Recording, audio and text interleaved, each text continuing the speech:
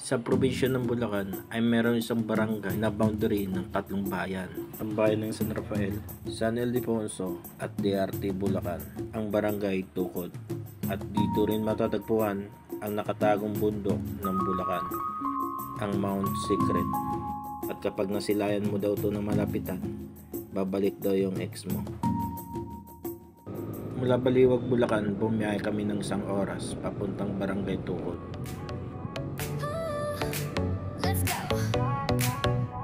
Let's go. Feel the high, the world's our show.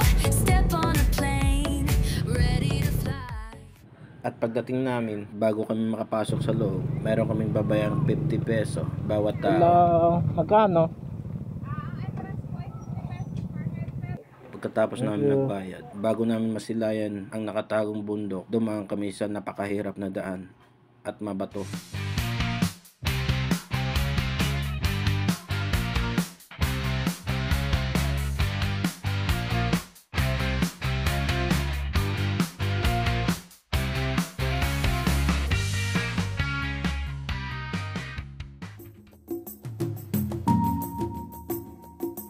Pagdating namin sa lugar, kailangan namin maglakad ng 30 minutes papunta sa Malangaan Cave para makita namin ng malapitan ang Mount Secret.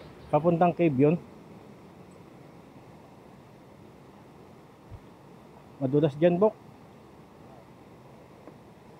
Ito sana yung pinakamalapit na daan papunta dun sa kuweba. Kaso lang, Madulas, no?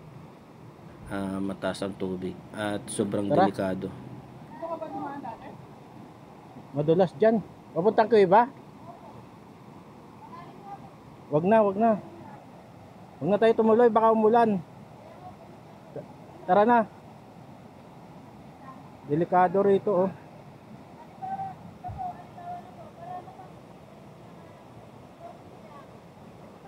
Doon tayo sa kabila, dumaan. Doon. Sa kabila kami dumaan at mas maganda ang daan dito kaysa doon sa kabila.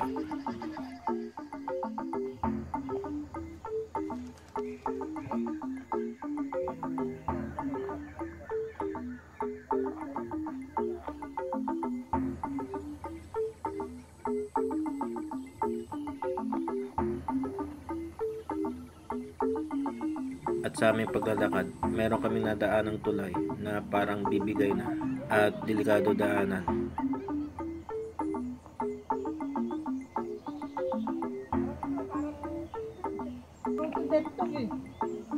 Oh, dahan-dahan po.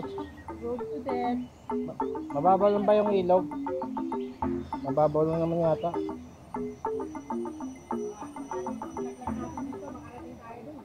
Isa na lang. Stoy. Huwag nang patumpek-tumpek. Eh kung dalawa tayo, eh di lalong bibig. At meron pala kaming nakasabay, si Papi at saka si Lisa. Galing pa silang Quezon City. Lolo. Paglagpas namin ng tulay, meron kami nakitang tindahan na pwede naming bilhan ng pagkain at saka inumin. Nagpatuloy kami sa paglalakad hanggang makarating kami sa ilog na tatawiran namin papuntang kuweba.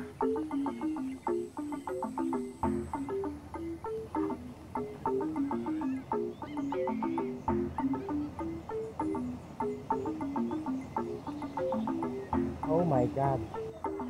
Mabuti na lang at mababaw yung ilog na tatawiran namin papunta dun sa kuweba.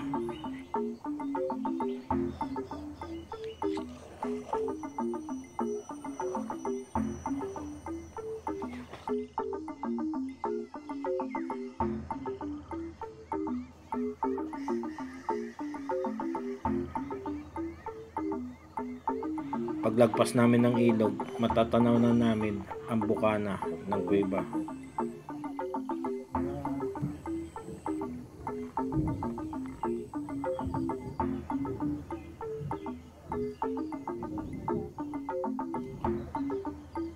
Mula dito sa bukana ng kuweba, matatanaw na natin ang nakatagong bundok ng Bulacan.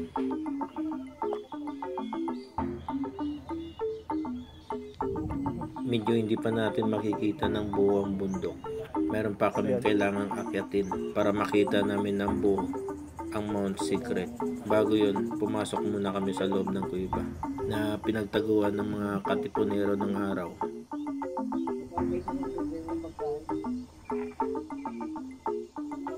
Medyo mahirap lang yung pagbaba dito sa loob ng kuweba dahil masyadong madulas yung mga batong inaapakan namin.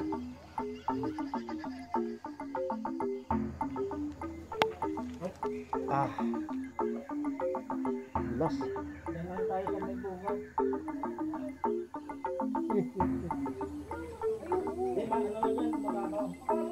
Yeah. Parang ilog mo.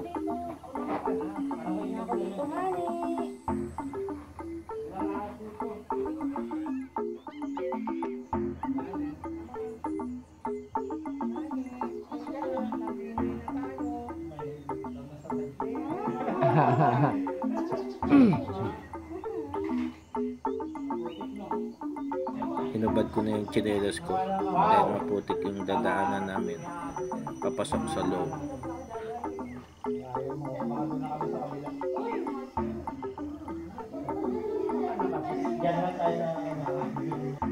At sa dulo ng kuweba, merong maliit na butas na dinadaanan ng mga katipunero ng araw para makatakas sa kalaban at makapagtago. Lah. Ito yung butas na yun. Hindi namin mapasok yung loob dahil sabi ng tour guide, mataas daw yung tubig sa loob ng kuweba. Sa kaliwa na yan. Diyan yung daanan papasok sa kuweba.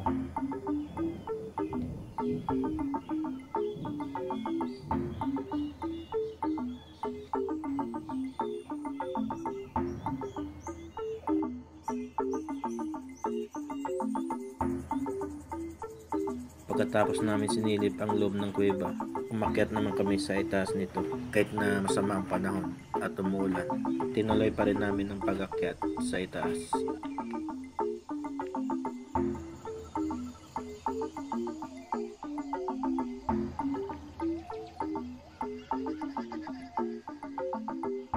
Pagkatapos ng ilang minutong pag-akyat, narating namin ang tuktok nito. At sa itaas nito, napakagandang rock formation at nakakamanghang tignan.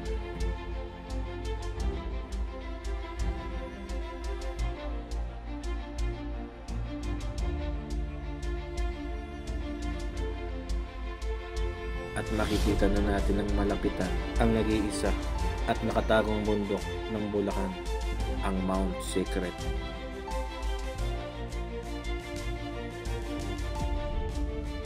Sulit yung adventure namin dito.